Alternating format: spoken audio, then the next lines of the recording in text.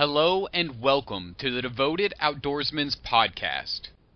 What is up, guys? It is Monday. I know I would normally record the podcast on Friday night after work, but this week I'm trying to get it done a little bit early so I can enjoy this week. So you're probably wondering, why is Rob recording the podcast on Monday night? This week in Oklahoma, it is supposed to be super nice. And after it's been raining like every day for the past few weeks, I'm ready to get out and enjoy some sunshine.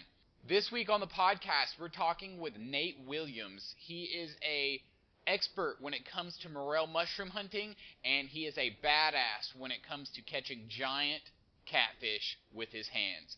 With that being said, we're going to go ahead and get this podcast started. Nate is going to talk to us a little bit about how he got introduced into mushroom hunting, and then we'll talk about noodling. So I hope you guys are ready for this podcast. Nate, it's all yours, man. Hi, how y'all doing?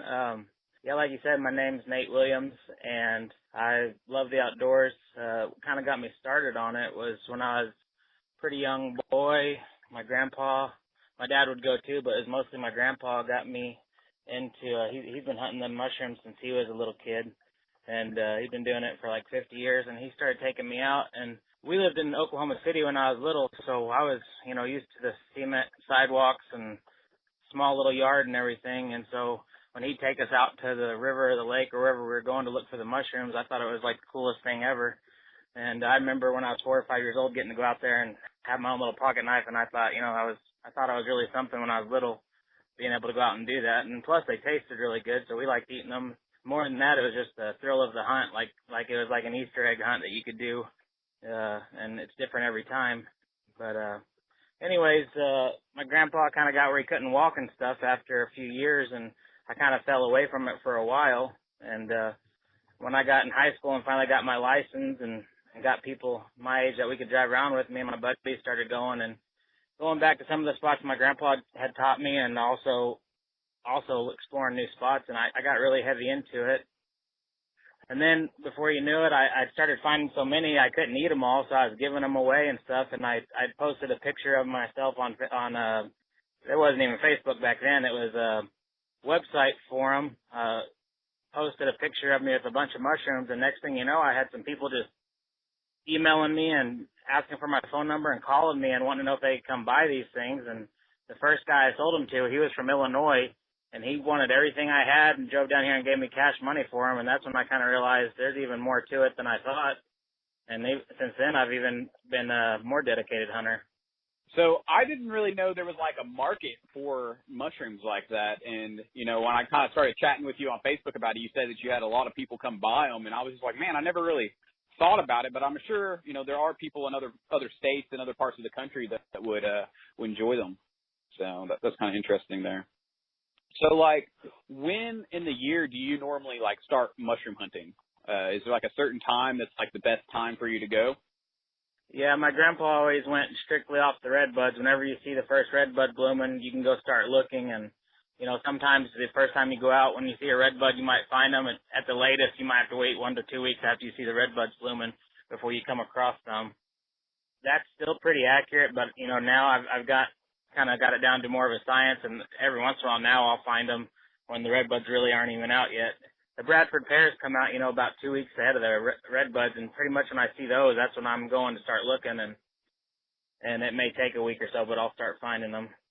But in Oklahoma, typically, right around, March 10th or so, people start getting kind of serious about looking for them around St. Patrick's Day, around spring break. And, a lot of people, if they don't have some really good spots, they might not be able to start finding them until mid to late March. But the last few years, I've been lucky enough to go a little farther south in Oklahoma and, hunt some bottoms that are a little more warm than everywhere else and find a few early ones. But anyways, it's basically March, and you can find them all the way through April. And every once in a while on a really cool year, where it's kind of damp and rainy and it doesn't get real hot and burn them all up, you can still find them all the way into May. So, what type of areas are you going and hunting for these mushrooms? Is it more like a river bottom type area, or is there just, certain areas that you key in on when you're looking? What I look for is I look for really big, old-growth forests, with really big trees. If I see a forest full of small trees, it's not impossible to have some luck there, but from the research I've done and from my personal experience, the older a tree is, the more likely it has that mycelium attached to its roots. And and whenever, especially an older tree, if the mycelium thinks the tree is getting stressed or getting towards the end of its life, it'll start throwing out more and more mushrooms every year, so they can try to spore and move to a different host tree. So I look for big trees. The main trees my grandpa always said was elm trees, and I focus a lot on the elm trees too, like a big American elm. But also I've found myself that I can find them around ash and cottonwood and cedars later in the year. They'll pop out under cedars. Usually not strictly cedar forest, but if you have cedar mixed in with other stuff, it's a pretty good place to look. And I even found them under willow trees before, but that might have been just a kind of a rare thing. But I got into a big old patch of them under willow trees before. But basically, river bottoms or near water, I love to start there and look, but it doesn't necessarily have to be. I kind of feel like the reason that those usually are the better places to look is because that's where you usually find your oak or your ash trees and your elm trees and stuff like that. It's just because that's kind of their kind of domain is where it's nice and moist, because the oak trees, take over in Oklahoma, those post oaks and blackjack oaks take over all those higher grounds and those rocky hills, and I've never had near as much luck around the oak trees. So pretty much if I see anything but an oak tree and it's a big old forest, I'll go give it a try.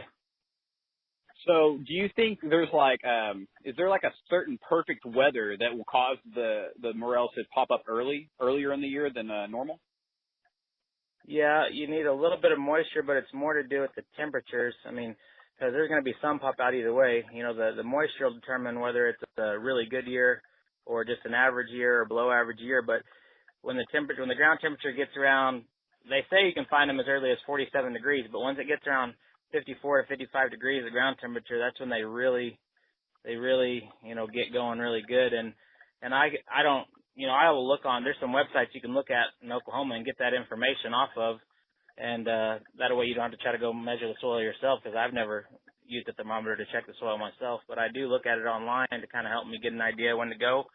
But basically, if we have a bunch of nights that are no cooler than about 40 to 50 degrees and the daytime highs are, 75 degrees or so, that's about perfect.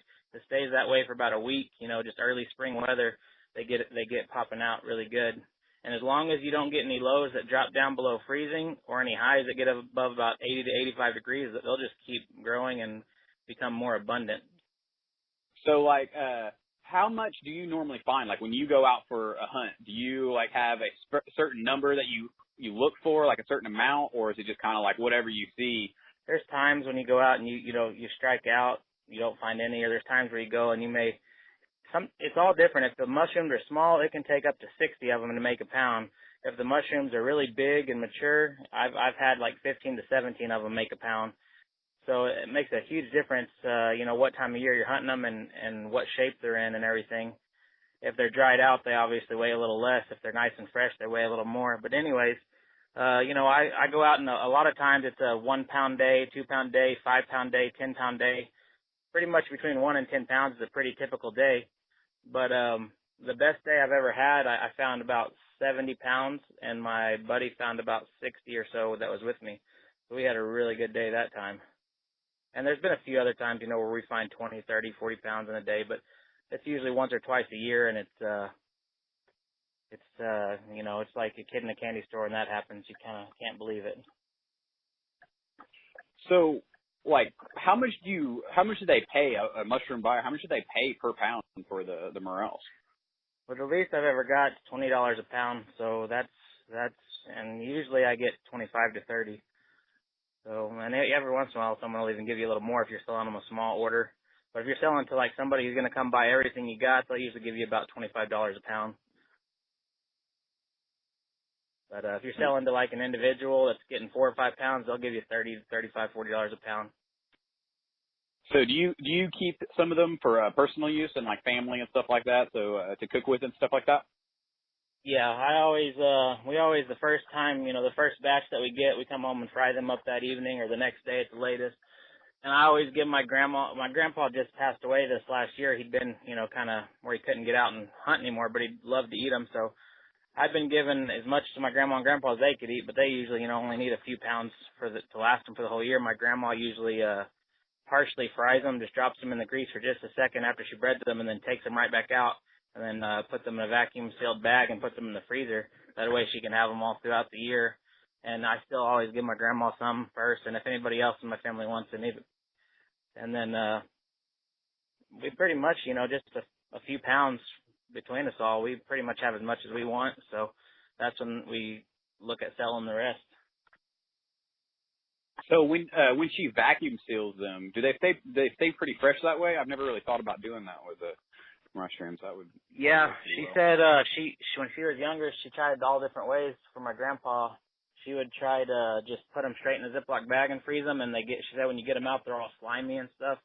So the best way she found, she does it for me sometimes, is just to batter them like she normally would, and then just, if you're going to fry them anyways, just drop them in the fryer for, less than 30 seconds, just a few seconds, and then get them out. And then when you go to cook them, just go ahead and rebatter them and fry them again, and they turn out really well that way. But, I've seen people do it all different ways. A guy gave me some that he dehydrated that were really good. They were as good, if not better, than my grandma's. Still tasted really fresh. But I know dehydrating is a really popular way. A lot of people do it. So you spend most of your springtime hunting mushrooms and such, but you spend May and June noodling, correct? Would that be the right time of year that you do your noodling? Yeah, pretty much right when the mushrooms are winding down. That's when I'm starting to hop in the water. And May, June, and July are the 3 most popular months for noodling. But every once in a while, I'll start and catch a few in April.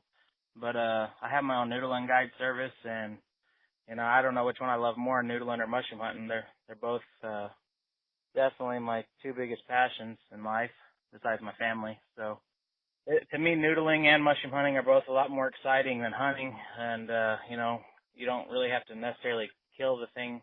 You can always release the fish you catch, and the mushrooms regrow in the same spot every year. Even if you take them down, they're about to die anyway. So it's always just been a little more enjoyable for me, those 2 things, fishing and mushroom hunting, than just straight hunting. I could definitely see how noodling would be a thrill. You're going into the unknown. At least that was my experience with it when I went. I've been a handful of times, and the first time I went and I was kind of sticking my hand down in this hole underwater, it just wasn't for me. That's when I realized it wasn't for me, because I got scared. Yeah. I hear a lot of people say, that's a common thing, but I just never got over it that one time, and I never really cared to go back since. But it seems like you have a pretty good career of noodling going on. I see some of the big fish that you've caught on your Facebook and such. Yeah, I've been really fortunate. I think your question is probably going to be, how did I get started? And the truth is back when I was about in 7th or 8th grade, my friend and I, we love fishing. We ended up moving out to the country whenever I was in 4th or 5th grade from Oklahoma City, and I started fishing around all these little ponds and creeks by my grandparents all the time, and really loved it. And so one day my dad had let us take an inner tube and float down the river, and they've got a big tractor tire inner tube, and they put a big tarp over it and made us a really nice raft. And me and 2 other friends were floating down the river, and one of us, I don't even remember which one of us was like, "Hey, have you ever heard of noodling?" And that was before Okie Noodling documentary, the very first thing pretty much to introduce noodling to the media, is before any of that. And we was like, "Yeah, I've heard of it," but we was kind of like, I don't really know if it's real. And we was like, "Well, do you know anybody who noodles?" And one of the guys was like, "Yeah, my friend's uncle or something." And we kind of thought it might be like a snipe hunt, or like a little myth or something that just gets you out there to try something stupid. We didn't even know if it was really a thing. And so my friend was like, "I dare you to try it." And I was like, "No, I dare you to try it." And he was like, "No, I dare you to try it." And I was like, "You know what? Fine." And so I hopped off, and I felt under a few things, and I was like, "I don't know, I don't feel nothing," or "I think I might have felt something." And we were just being kind of immature little kids. And the next thing you know, I stuck my hand under a rock, after several tries, and one kind of lit me up, and I knew what it was. Like, it startled me, I yanked back, my heart skipped a beat and everything, but as soon as I kind of got up to the surface and calmed down, I realized, I know what that was. That's a catfish. I've handled them, I've been catching them on a pole for a long time. And I told them to gather around the rock and make sure there's no other exits, because a lot of times, so I didn't know that then, but I just didn't want him to get out from under that boulder.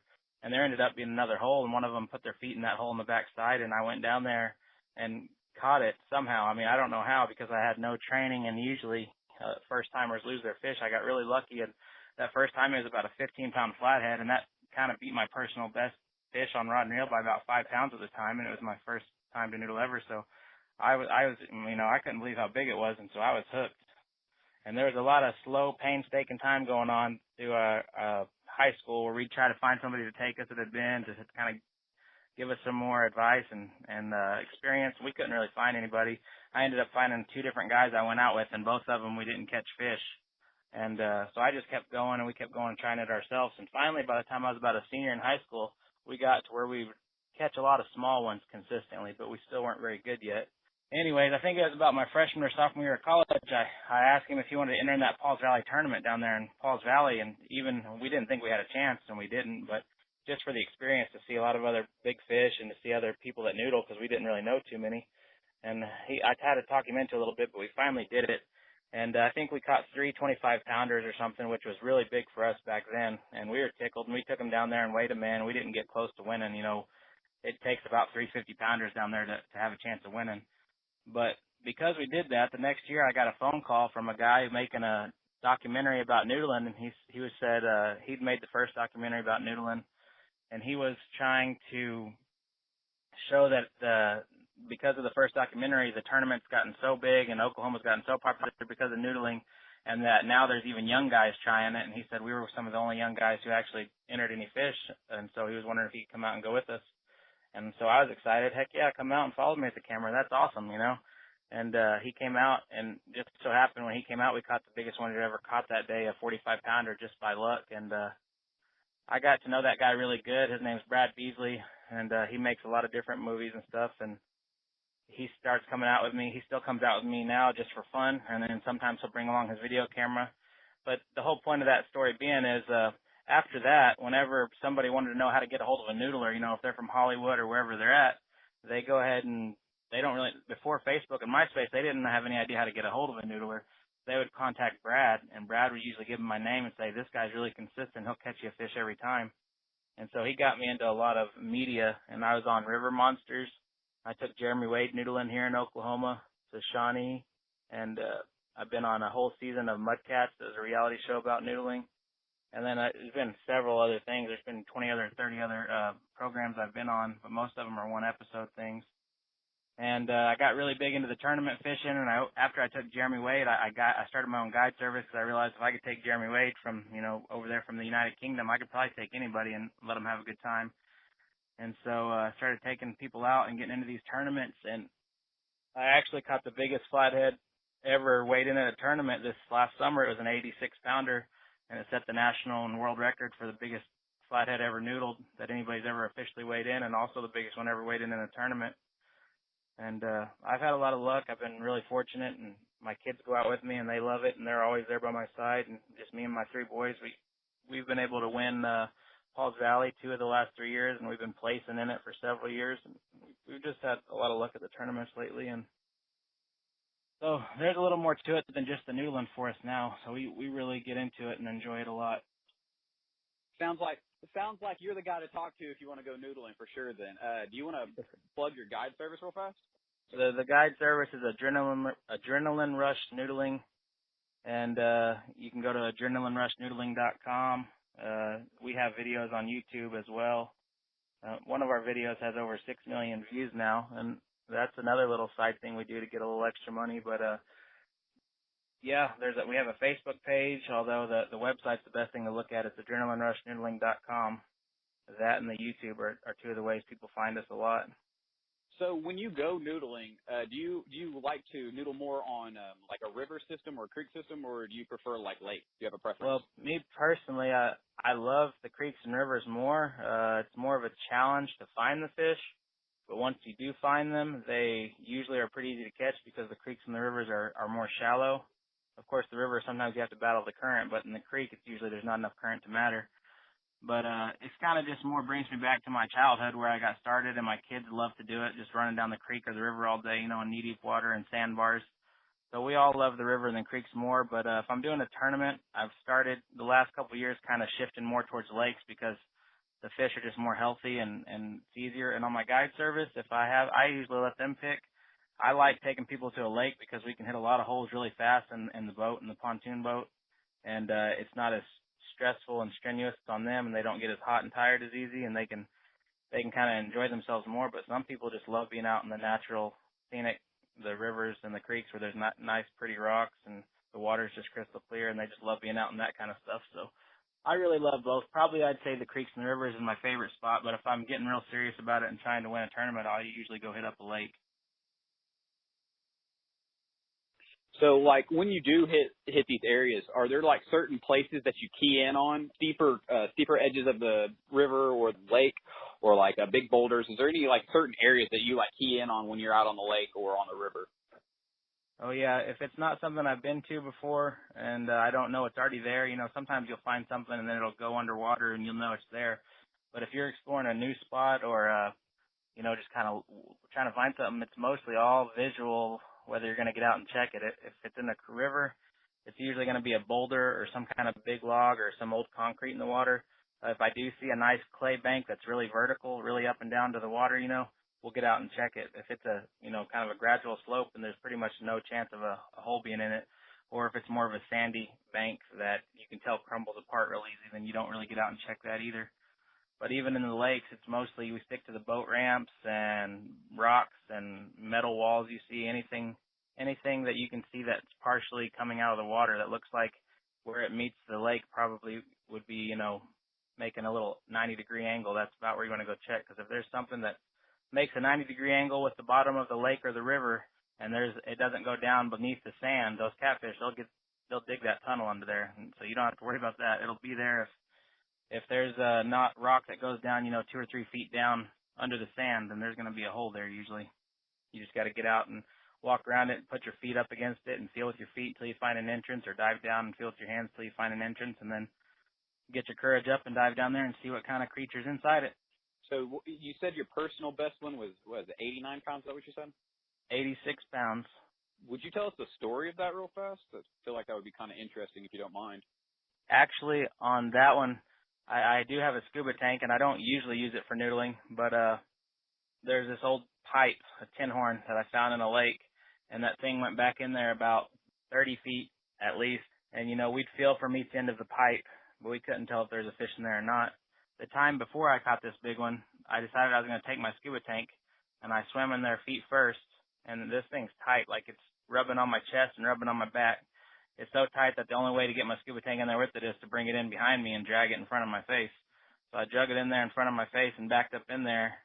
Sure enough, when I got about right in the middle of that pipe, about 15 foot in, maybe 17 foot in, a little closer to the side that I wasn't going from, the side that was open on the other end, I felt those fish, and you can always tell when that's their nest. It feels like what you'd see a perch nest look like on the bank. It'll have a little hump from where they've got the sand kind of mounded out, and then there'll be a bowl, a perfect little bowl where they've been sitting. And the bigger the fish, it'll be the bigger the bowl. You know, the bowl will be exactly the size, diameter as the fish is long. So I dropped off into that bowl, and if it's a nice deep bowl, you know, several inches, you drop down several inches, you know it's usually a big fish too. And sure enough, I caught one out of there the first time, so I went back a couple weeks later. You know, I was excited to try it again, and I swam in there, and actually there was two of them in there. There was a 62-pounder and an 85-pounder in there, and they both came up, and they kind of just felt at my feet for a second. They didn't know what I was. They kind of touched me with their whiskers and kind of was checking me out. And about the time I don't remember which one I grabbed first. I think I actually grabbed the biggest one first. And I kind of got him pulled up in between my legs where I could get a hold of him. The next thing you know, the other one kind of realized something fishy was going on. It tried to blow out past me through that pipe. And so we had kind of a little chaotic moment inside that little coffin-sized pipe. And I had to kind of blow my elbows out and stuff to make sure that other one didn't blow around me. And I got a hold of that big one and finally got it out and got it on the stringer, and went ahead and got that 62-pounder and came up with them both at the same time and said, "Hey, everybody, look what I got." They couldn't believe it. I didn't know it was an 85-pounder, 86-pounder at the time. I mean, I knew it was a big fish, a 60-plus pounder, but I had no idea it was going to be the biggest one I'd ever caught. And when I set it in the boat, that's when I finally seen how big it was. Its belly just popped out to the sides, and it was longer than anyone I'd ever caught. The guy I handed it to take it in the boat couldn't hardly lift it up, and that's when I knew we'd got a really good one. I'm gonna let you know that you're pretty brave, man. No way would I swim inside of a tin horn in the water, man. That's pretty crazy. Yeah, it's dark in there. You get in there about 3 or 4 feet from the entrance, and you can't even see a speck of light anymore. So at that point, you're just going by feel. You're just kind of moving your arms around, seeing seeing what's going on down there. Yep. Which pretty much when you're noodling, you usually close your eyes when you go under anyways because it's usually murky water, especially in the river if there's sand particles floating around. But thank you for giving me some time to record this stuff today, man. I really brought you on to talk about mushrooms, but it seems like the noodling's the way I should have gone. Thank you for coming on and talking with me about it, and I'm sure there's going to be a lot of people that love listening to it, man. All right, well, thanks for having me. I appreciate the opportunity. Well, I appreciate your time, man. After speaking with Nate, I'm not real sure how I feel about noodling, but I'm definitely going to get out this spring and see if I can find some mushrooms. I hope you guys enjoyed this week's podcast and you guys learned something from it. I definitely learned a lot of information about mushrooms from Nate, and I'm definitely going to put that to use this year. That is what this podcast is about. I want you guys to learn something from every podcast episode with every guest. Hopefully you guys have been, and hopefully you guys are enjoying the content that I've been creating. I personally think we've had some pretty cool guests on the podcast so far, and there's more to come. If you'll take a minute out of your day and go check out the Devoted Outdoorsman's Facebook page and give it a like if you haven't already, that would be awesome. And don't forget to subscribe to the Devoted Outdoorsman's Podcast. That way, every week when I download a new podcast, it'll automatically be on your phone, ready to listen. I hope you guys have an awesome week since it's Monday, and have a great weekend. And don't forget to tune in next Saturday for a new episode of the Devoted Outdoorsman Podcast.